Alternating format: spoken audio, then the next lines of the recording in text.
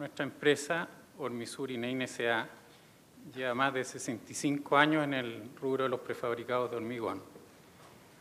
Y hace 4 años certificamos ISO 9001 como una forma de mostrar nuestro compromiso con la calidad.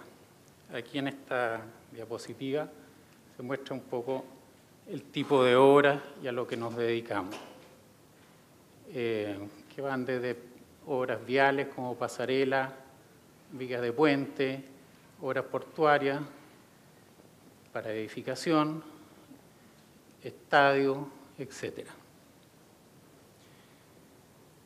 Lo que quiero recalcar hoy día, y se ha dicho durante toda la mañana, es el rol de los prefabricadores en un proyecto prefabricado o en un proyecto en general, y como se ha dicho, lo ideal es que nos incluyan desde un principio, desde las etapas de anteproyecto. Por supuesto que es fundamental que el mandante esté convencido de que evaluar un proyecto en prefabricado es conveniente. ¿Por qué incluirnos desde el principio? Porque la verdad es que hay una infinidad de detalles al hacer un proyecto prefabricado que a la larga pueden complicar mucho el proyecto o hacerlo totalmente viable y expedito. Recordemos que un proyecto prefabricado tiene básicamente 3 etapas. Una es la fabricación en planta, otra es el transporte y otra es el montaje. Normalmente la fabricación en planta es la parte fácil. Muchas veces se complica después. Entonces, el rol nuestro es aportar en esas 3 etapas, visualizar esas 3 etapas desde un comienzo para que el proyecto esté alineado con los problemas que puedan haber en esas etapas. Lo primero es la estructuración y conexiones. Podemos aportar en la estructuración, ya se ha hablado acá de las modulaciones, etcétera, y conexiones. Conexiones hay de distintos tipos, algunas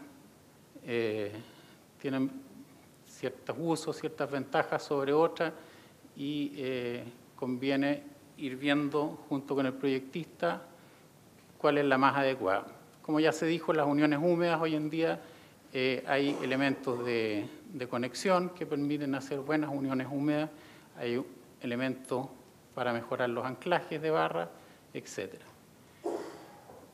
Otro tipo de conexiones son las secas o vía pivote, que también se usan mucho, vía apernada, que también para ciertos elementos son convenientes. Conexiones soldadas también funcionan muy bien para ciertas uniones, para ciertos requisitos de esfuerzo.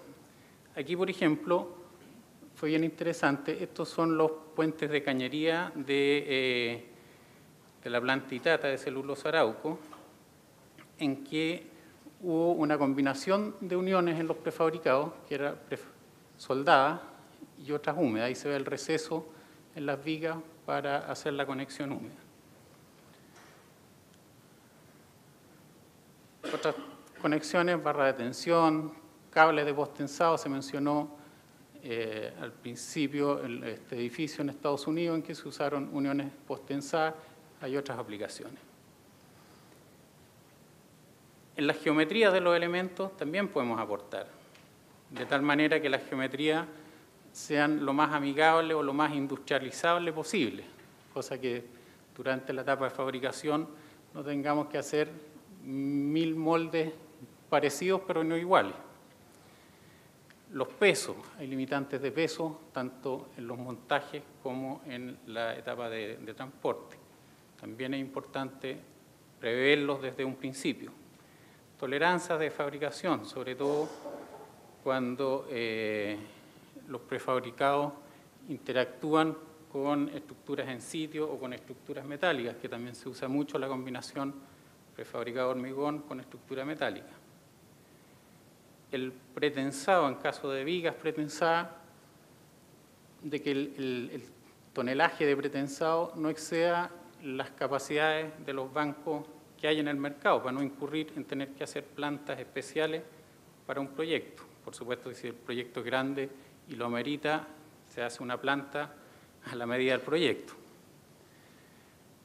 El transporte, la segunda etapa de la prefabricación, también es importante en la etapa de anteproyecto visualizar cuál va a ser la ruta a seguir entre la fábrica y el destino final del elemento, cosa de no encontrarnos a mitad de camino con curvas insalvables o de repente algún puente que uno pueda exceder la capacidad del puente, o incluso impedimentos mayores que no son salvables. Aquí, por ejemplo, estamos llevando unas vigas de puente que trasladamos desde nuestra planta de Santiago a la isla de Chiloé.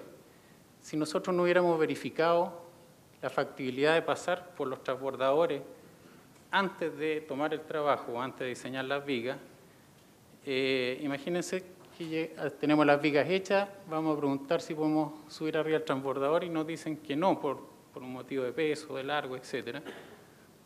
No hay solución ahí, hasta que no esté hecho el puente, por supuesto. El puente del canal me refiero.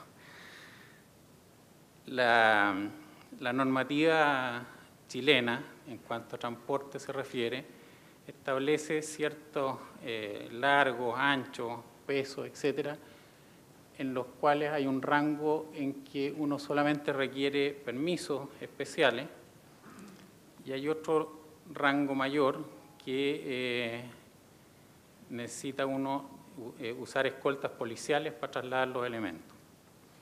Por ejemplo, en el largo de los elementos, sobre 30 metros totales, o sea, camión con el elemento, se requiere escolta policial.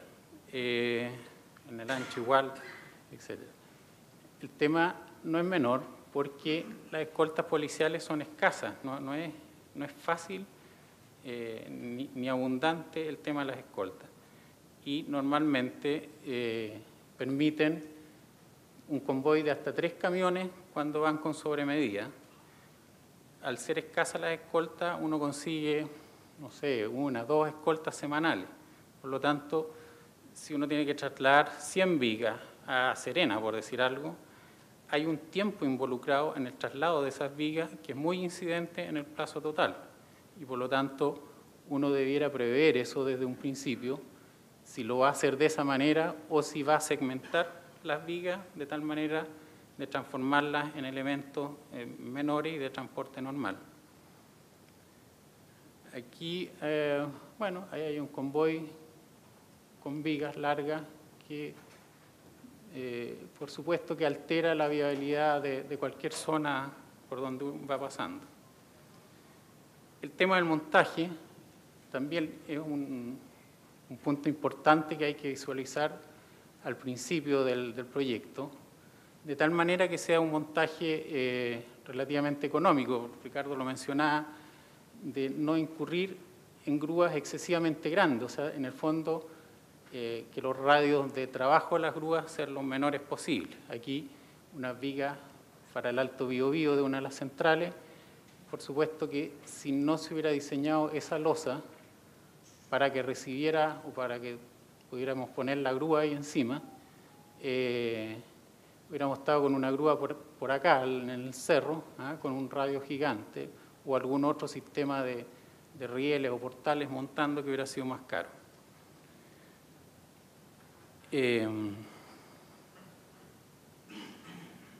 La planificación y coordinación es muy importante desde el primer minuto.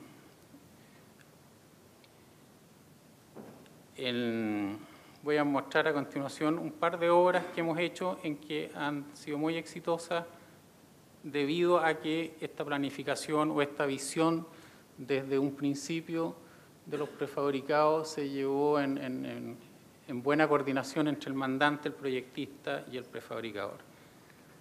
El primer caso son las vigas para el puente Costanera Center que une el túnel San Cristóbal con la calle Nueva Tajamar. Muchos de ustedes yo creo que vieron la construcción de ese puente.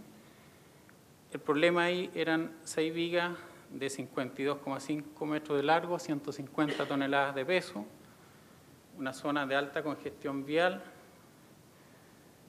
y un difícil acceso al lecho del río. Ya las rampas de bajada al río van siendo cada vez menos y se hace más difícil acceder a ella. Y además poco espacio en la obra. Además había un ingrediente adicional, que el puente estaba emplazado prácticamente a la salida del Canal San Carlos, por lo tanto el tema de desvíos de agua era importante. Este proyecto lo hizo don Pedro Astuduraga, que tenía mucha experiencia en puente y que ya había hecho soluciones parecidas. Así es que la solución planteada fue dividir cada viga en 3 segmentos del orden de 18 metros y 50 toneladas, las cuales se fabricaron en nuestra planta de San Bernardo y se trasladaron de noche a la obra. Los segmentos se montaron sobre andamio, en que cada segmento iba quedando en su posición final de donde tenían que ir, digamos, la viga. Con eso también se ahorraba el tener que poner una gran grúa a montar la viga de 150 toneladas. O sea, estábamos manejando piezas de 50 toneladas. Bueno, se montaron los segmentos, después se dejó un receso entre cada uno de ellos, se unieron los ductos de post-tensado, se completó la armadura, por supuesto, se hormigonó y después ya se pasó a la etapa de pasar los cables y post-tensar. Y una vez post-tensado, las vigas ya estaban apoyadas en sus mesas de apoyo de los estribos, con lo cual se podían retirar los andamios y quedaba listo el puente. La misma solución la usamos en el puente, o más bien dicho, en el ensanche del puente del acceso al aeropuerto, en que la única diferencia es que la viga se armó en el pavimento de acceso al puente. Se alinearon los trozos, se unieron, se postensaron, y aquí sí las vigas se cargaron arriba de camión para trasladarla unos 500 metros hasta el puente y luego se montaron en forma tradicional. Otro ejemplo de obra son los cobertizos en el Camino Internacional. Estos son los cobertizos que se hicieron entre la aduana y el túnel.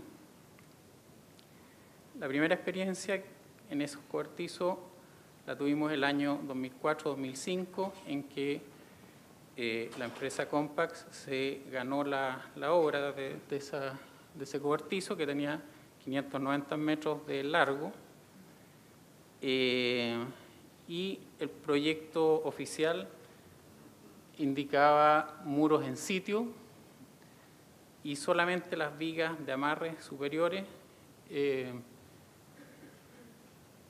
prefabricadas. Desde el minuto 1 que nos contrataron las vigas prefabricadas, tratamos de hacerle ver a la constructora y a la inspección las ventajas de cambiarse a prefabricados, de hacer los muros prefabricados. Todos los muros prefabricados. Pero la obra ya estaba andando, estaba adjudicada, había que hacer la nueva ingeniería, etcétera, y los plazos no iban a dar, había una cierta reticencia a hacer el cambio, y se siguió adelante con el proyecto original. Entonces, proyecto original, entonces, con muros en sitio. Bueno, ya se ha hablado aquí todo lo que significa llevar gente arriba de la cordillera, moldaje, andamio, es todo un despliegue para hacer esos muros arriba en la obra. Y solamente entonces las vigas fue lo único que se montó, y bueno, el cobertizo ahí está listo. Este cobertizo de 590 metros de largo se hizo en 2 temporadas, primavera-verano.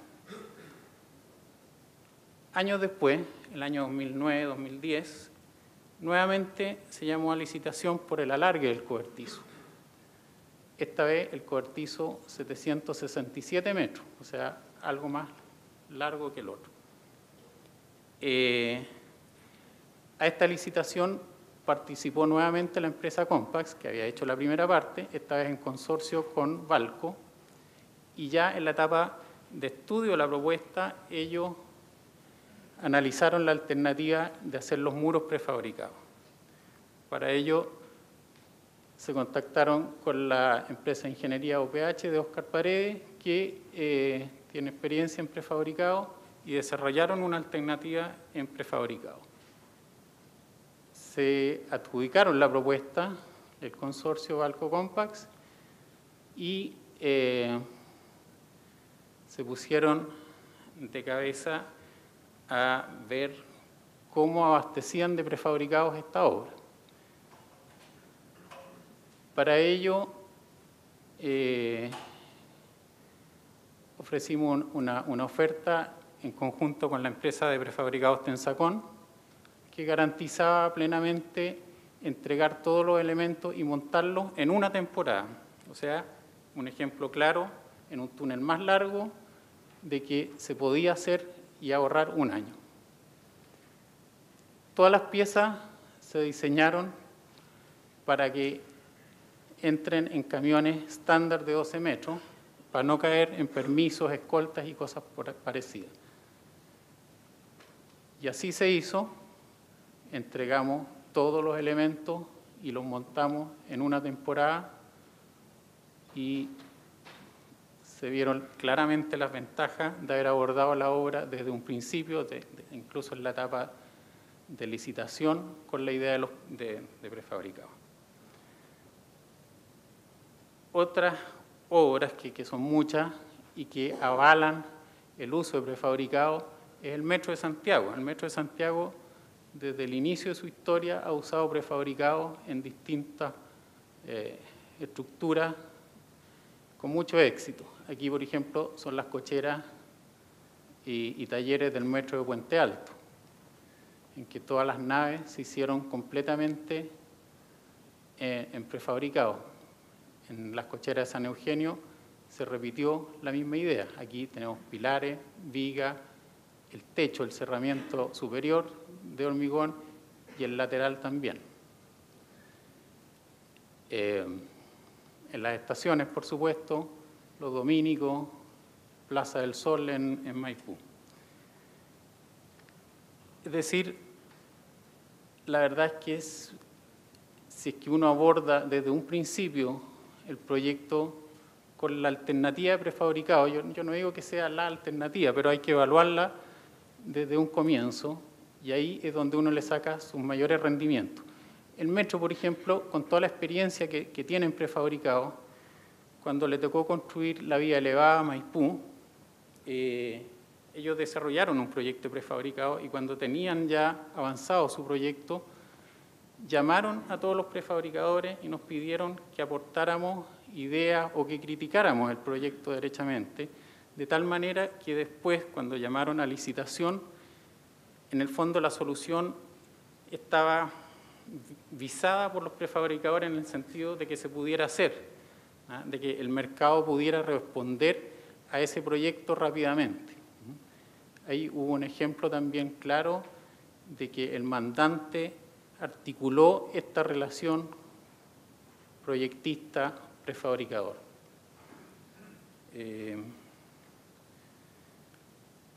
En este minuto nos acaban de adjudicar el estadio Playa Ancha, en que los estadios es un buen uso de prefabricado. Ya nosotros habíamos participado en el estadio de Coquimbo. El llamado propuesta, el proyecto está desarrollado por la oficina de don Luis Leiva y en el llamado propuesta toda la infraestructura del estadio está en sitio, solamente las gradas son prefabricadas, pero ya en la propuesta viene en las bases la alternativa abierta a hacer más prefabricado. Ese no es un tema menor, porque en las propuestas públicas muchas veces si en las bases no está la palabra prefabricado y uno quiere hacerlo, hay que vencer todo un tema formal en el fisco que muchas veces dificulta tomar la decisión de hacerlo en prefabricado. Como en esta propuesta sí estaba abierta a que se desarrollara más prefabricado, la constructora Claro Vicuña Valenzuela desde el primer minuto nos juntó a todos los actores, o sea, el mandante, la inspección, la oficina del señor Leiva y a nosotros, en que nos pidió a nosotros hacer una presentación de ideas de cómo usar más prefabricado. Y así lo hicimos, estamos en plena etapa de validar y de hacer el proyecto, y logramos pasar a hacer prácticamente toda la estructura en prefabricado. Bueno, eso es, quiero agradecerles su tiempo y muchas gracias.